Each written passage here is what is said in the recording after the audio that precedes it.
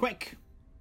Okay, before we dive in, I'm Dean, and I'm not the most fervent Star Wars fan. I do think that it is a very important series that brings a lot of people a very great amount of joy. But the reason I'm sharing this video with you is that the more that I think about and the more that I watch The Last Jedi, the more interesting a film it becomes. Get ready for my take, and my take is that The Last Jedi's impact on the future of the franchise, I think, will be matched only by the implications that it has on the series past and the way we view the Star Wars canon as a whole.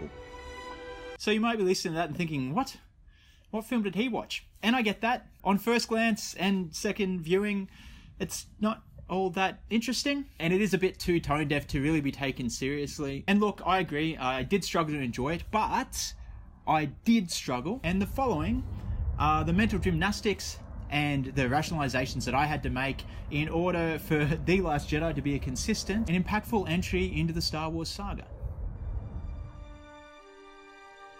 With Disney's purchase of Star Wars came the great canonical purge. Gone is the hierarchical system of competing and complementing tiers of canon, instead replaced with fairly simple rules. All spin-offs, books, games, comics that have been collectively known as the extended universe has now been thrown outside of the canon, but it's allowed to limp on under the new brand and moinka of Legends. What remains? The George Lucas films, including the prequels, the Clone Wars animated series and a spin-off comic based off that, Star Wars Rebels animated series and its prequel novel, and generally anything produced after mid-2014.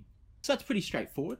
Look, anything made before 2014 that's not a George Lucas film is probably not canon. Easy, right? Well, not so fast. There are plenty of instances in The Last Jedi that lift very heavily from the extended universe. Luke Skywalker as a trainer of young Jedi, Leia as a strong Force user have both been explored in depth. And for something more literal, Ryan acknowledges the use of non-canon resources as inspiration for the new Force powers on display.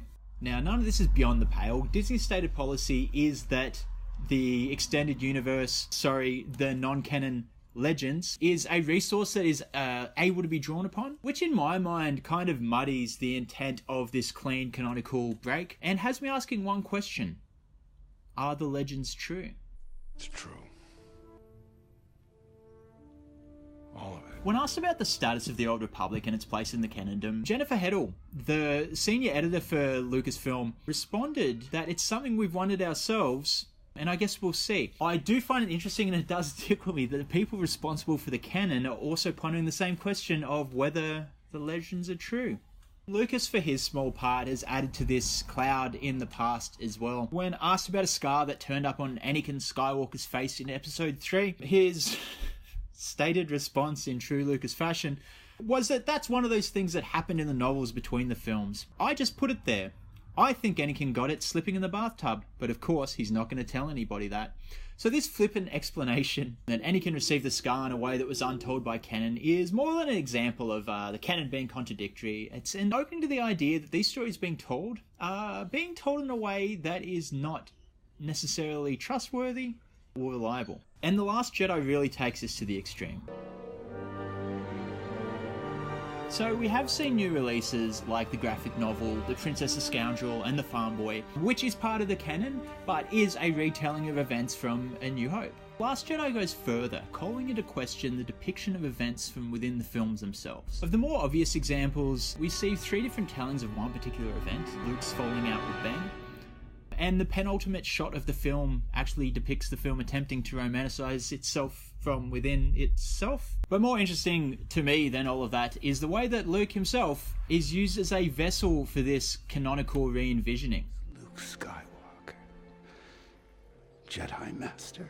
In stark contrast to Han in The Force Awakens, Luke overwhelmingly rejects the romanticized telling of the Star Wars, bile in his throat as he recites the words, the legendary Jedi Master. He seems somewhat inept when we meet him, and comical and quite juvenile. Yet, we see a mastery of the Force that is far beyond anything depicted in the films or the new canon prior. So it's obvious that he has had a history, but what is that history? And is it as the legends tell? I guess we'll see. The original trilogy are heavily romanticized stories. Good is good, bad is bad. And I wonder how Luke would feel knowing that this is the way that these events have been canonized. The prequel trilogy is unflinchingly uncritical of the Jedi. This is a depiction of history that Luke directly calls into question and vehemently disagrees with. Looking at where the series started, with Lucas retelling old stories and taking from existing mythology, wrapping whatever he can into the shape of a hero's journey, I don't think it's unreasonable to question the value of a literal reading of the canon and of the events depicted in the films. With Luke's renouncement of and disillusion with the Jedi Order, I do wonder how the canon will remember him. As the pariah, the subverter, or romanticized as the legendary Luke Skywalker. The word canon originally referred to religious manuscript. The church could venerate a person as a saint through the act of canonization, declaring them and their acts as part of the canon. Over time, the process and requirements for canonization differed and became rigid and bureaucratic, but the first to be canonized and have their legend of their lives and actions and deaths written and retold were the martyrs. Each Star Wars film opens with the same 4 words: a long time ago. It's a reminder that the events are not contemporaneous, that we're viewing them through the lens of time. We're viewing the saints, we're viewing the martyrs, we're viewing the legends.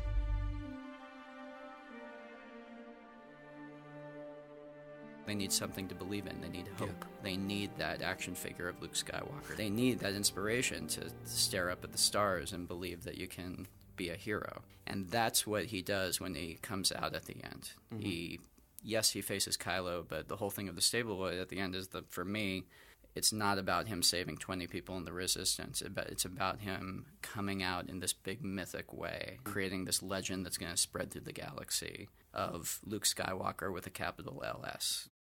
Thank you, everyone who decided to watch that. This is the point that I ask you to subscribe, because it's YouTube and, this is how we do. But personally, I'm having fun with my little channel. If you want to get inside my head, what am I even talking about now? This bit is dead. No time to start rhyming. Click on these videos, I guess. I've been doing little updates where I talk about the progress I'm making, the shit that I'm trying to do. One of the things that I'm trying to do is get to 100 subscribers. Because when I do that, I can get a custom URL, and I've decided that that's something that I would like. It's free, so that's good. I've decided I want something that's not going to cost me money. It's not a bad start. If you would like to help me with that, you can help me with that. You can subscribe. You can also comment if you enjoyed this and tell me to make more of things like this, or tell me to make things that are different to this, or just tell me to stop. But subscribe. And I don't know, when I get to 100 subscribers, I'll stop. Shit, it's going to happen quickly, isn't it? Okay, well that'll work.